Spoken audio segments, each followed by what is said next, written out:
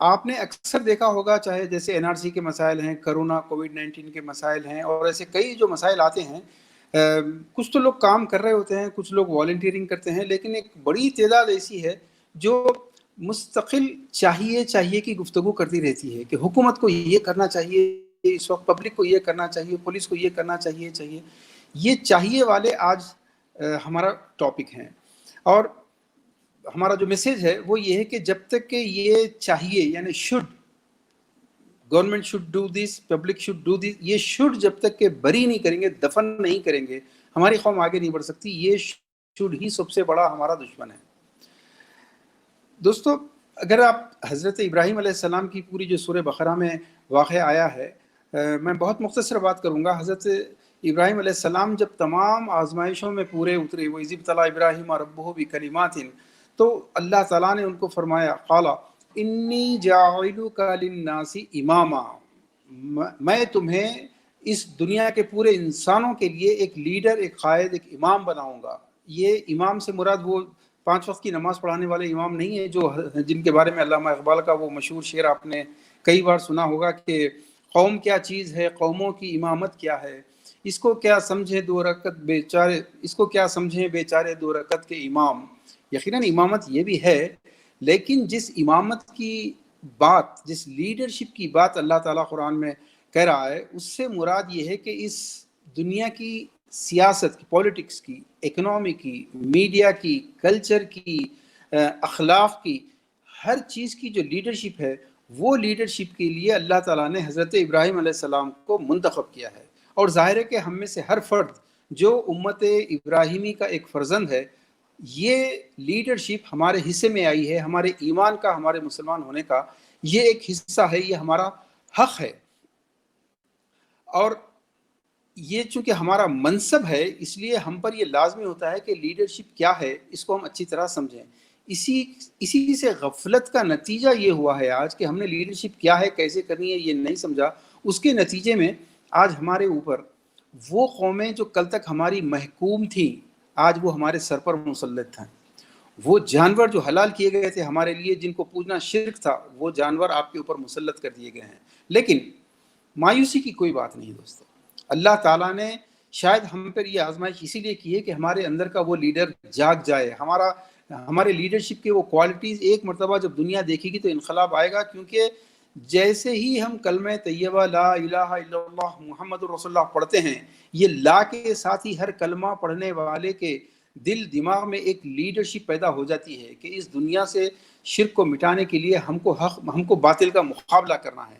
تو لہٰذا ہم کو یہ لیڈرشپ کسی بھی طریقے سے اپنے اندر پیدا کرنی ہے. ویسے تو ہم میں ہر شخص لیڈر ہے، امام بھی لیڈر ہے، خطیب صاحب بھی لیڈر ہیں، عالم بھی لیڈر ہے، پیسے والا بھی لیڈر ہے، اسٹوڈنٹ بھی لیڈر ہے، گریجویٹ بھی لیڈر ہے، وہ جو نیک کاموں میں 1000-2000 روپے خرچ کر رہا ہے وہ بھی لیڈر ہے. ہر آدمی لیڈر ہے، ہر آدمی انٹلیکچوئل ہے، ہر آدمی دانشور ہے. کیونکہ جیسا کہ میں نے آپ کے سامنے عرض کیا، یہ کلمہ طیبہ کی برکت ہے کہ اللہ تعالیٰ نے ہمارے اندر لیڈرشپ کی وہ کوالٹیز، وہ ایلیمنٹس، وہ ٹیلنٹس اللہ تعالیٰ نے ہمارے اندر ودیت کر دیے ہیں. لیکن جیسے دنیا میں ہر چیز کی ایک تربیت ہوتی ہے، اس لیڈرشپ کو سنوارنے کی بھی ایک تربیت ہے. ہمارے اندر ہر شخص میں ایک ارمان، ایک جذبہ ہے لیڈر بننے کا. لیکن چونکہ یہ ٹیلنٹس یا یہ ایلیمنٹس صحیح کنفیگریشن میں نہیں ہے، اس کی وجہ سے ہم بجائے دنیا کی لیڈرشپ کرنے کے ہم گلی گلی کے لیڈر بن گئے ہیں، ہم محفلوں کے لیڈر بن گئے ہیں. تو اس کو کیسے سنوارا جائے، کیسے ہماری لیڈرشپ کو صحیح اسکل کے ساتھ مزین کیا جائے، اس کے لیے ہم نے ایک پروگرام بنایا ہے. اور انشاءاللہ تعالی ہر ہفتے ہم کمانڈمنٹس آف لیڈرشپ کے عنوان سے ایک آئٹم پیش کریں گے. آج کا جو پہلا سیشن ہے وہ ہے بری شوڈ کو دفن کیجئے. یہ جو مشورے ہیں، مستقل تبصرے کرتے رہتے ہیں لوگ، یہ اس کو بند ہونا چاہیے. دنیا میں اگر دیکھیں آپ، 3 قسم کے لوگ ہیں. ایک وہ جو کچھ نہ کچھ کر رہے ہیں، دوسرے وہ لوگ ہیں جو ان کرنے والوں کا ساتھ دے رہے ہیں، پیسے سے ساتھ دے رہے ہیں، وقت سے، اپنی انرجی سے. لیکن جو تیسری قسم ہے، جو میجورٹی ہے، یہ ہر وقت تبصرے اور مشورے اور چاہیے کہ انبار جیبوں میں لے کے پھر رہے ہیں ہر طرف، بس چاہیے بانٹتے پھر رہے ہیں.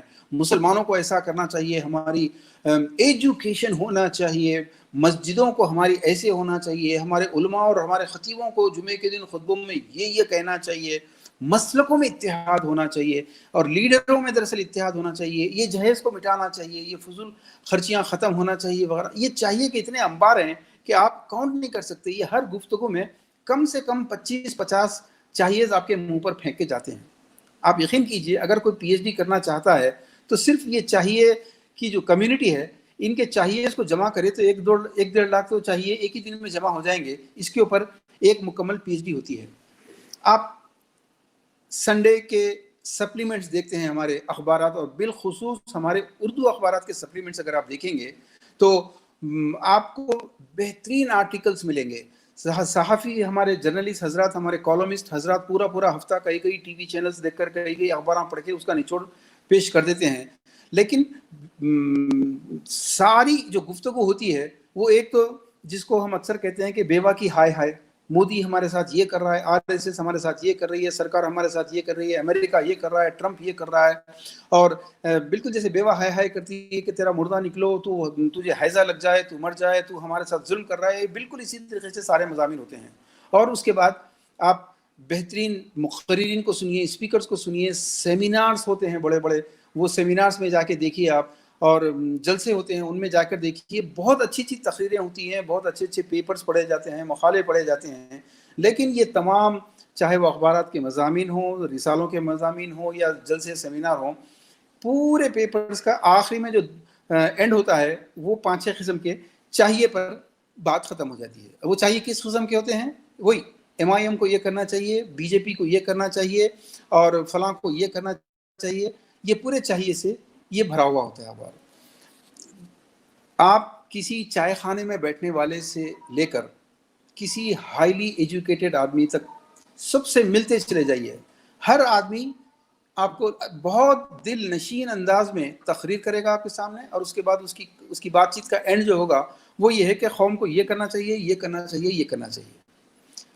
اگر آپ ان سے کہیں کہ چلیے آپ اسٹارٹ لے لیجئے، ہم آپ کو لیڈر تسلیم کرتے ہیں، ہم آپ کے پیچھے چلنے کے لیے تیار ہیں، تو بے انتہا انکساری کے ساتھ بہت ہی طالب علمانہ انداز میں کہیں گے کہ نہیں، ہم کس قابل ہیں، میں کس قابل ہوں، ہم تو ساتھ دینے والے لوگوں میں ہیں، ہم تو پیچھے چلنے والے لوگوں میں ہیں. ٹھیک ہے، اب آپ کہیے کہ بھائی آپ جو مشورے دے رہے ہیں ہم آپ کے مشوروں کے مطابق ہی عمل کریں گے. جب انقلاب آئے گا کھٹکا مار کے بولیں گے آئیے انقلاب آئے گا، آ گیا ہے، تشریف لائیے باہر. لیکن اس انقلاب کے لیے کچھ پیسے کی ضرورت پڑتی ہے، اپنے جیب سے مال نکالیے. تو پھر دیکھیے ان کے ایکسکیوزز کتنے ہوتے ہیں. ایسے ایکسکیوزز پیش کرتے ہیں کہ آپ کو خود شرمندگی ہو جائے گی. بدقسمتی سے اسی قسم کے لوگوں کا ہماری سوسائٹی میں ہر طرف ان کی میجورٹی ہے.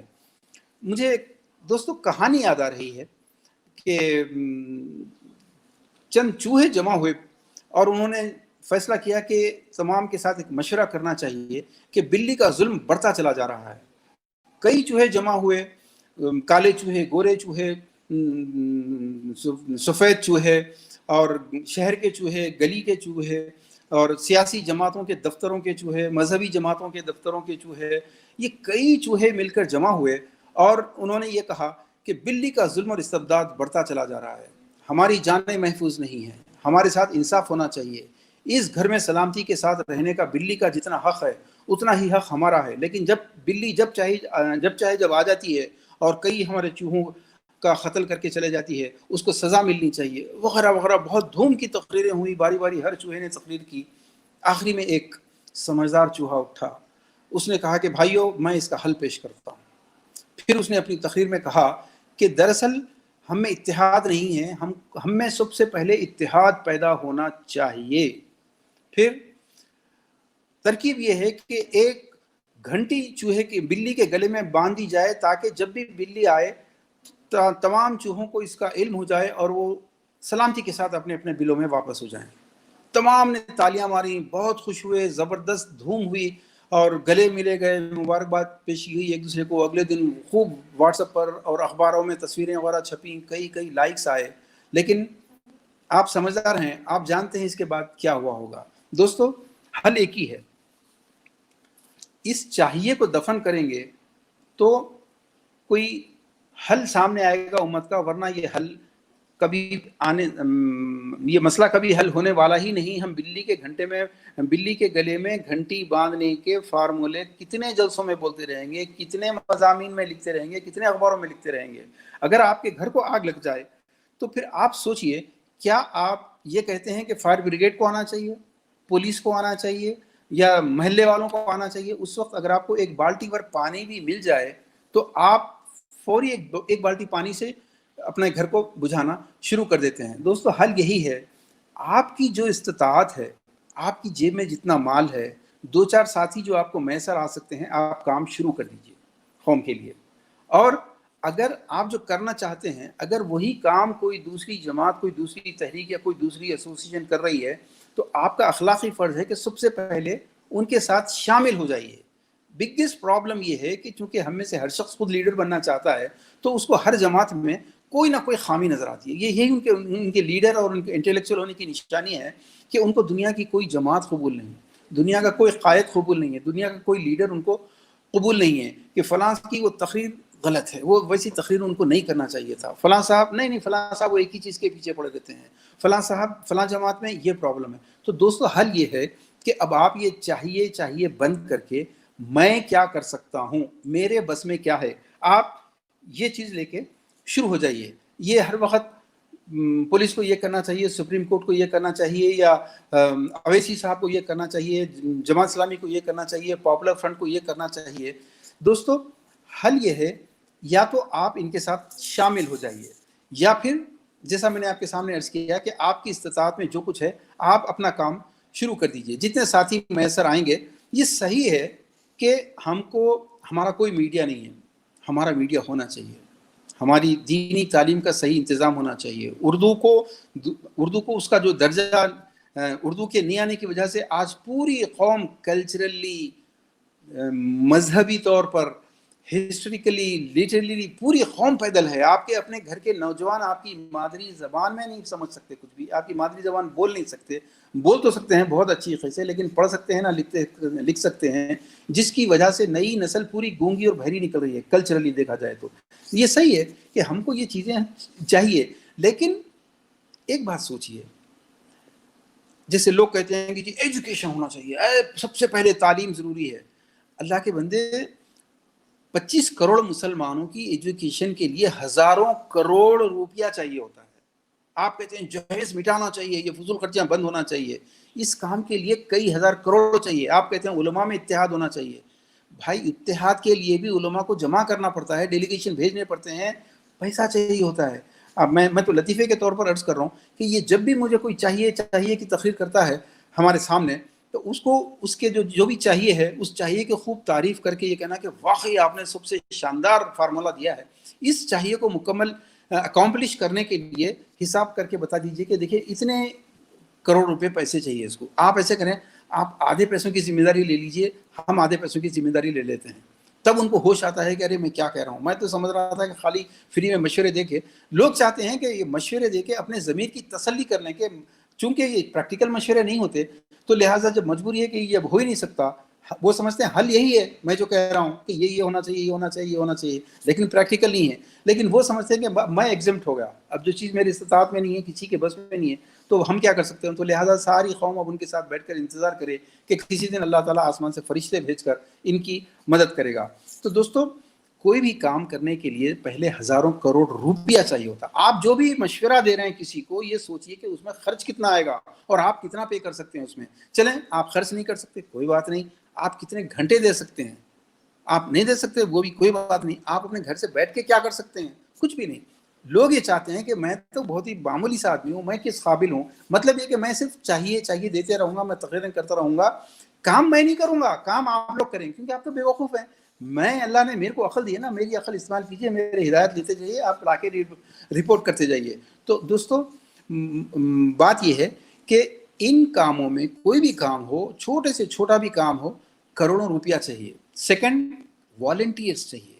کون سے والنٹیئرز؟ جو نام نہیں چاہتے، جو اسٹیج نہیں چاہتے، جو صرف اور صرف اللہ کی رضا کے لیے، آپ نے وہ ترکی ڈرامہ دیکھا ہوگا ایریتھرول، صرف کتنے ساتھی تھے، 10-12 ساتھیوں نے مل کے ایک جو قربانی دی صرف اور صرف اللہ کی رضا کی خاطر، انہوں نے جنگیں لڑی، 600 سال حکومت، ایسی حکومت قائم کی جو 600 سال باقی رہی.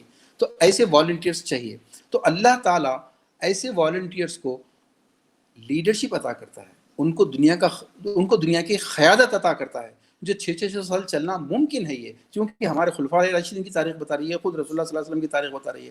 لیکن وہ لوگ جو صرف تقریریں کر رہے ہیں، تبصرے کر رہے ہیں، مشورے کر رہے ہیں، لیکن جب گھر سے نکلنے کا وقت آتا ہے، قربانی دینے کا وقت آتا ہے، جیب سے مال نکالنے کا وقت آتا ہے، وہ یا تو بیوی کی مرضی کے انتظار میں ہیں، یا ان کے داماد آسٹریلیا سے آئے ہوئے ہیں، وہ ان کی خدمت گزاری میں مصروف ہیں، یا پھر اپنی سیکیورٹی چاہیے ان کو، سب سے پہلے اپنا بینک بیلنس چاہیے.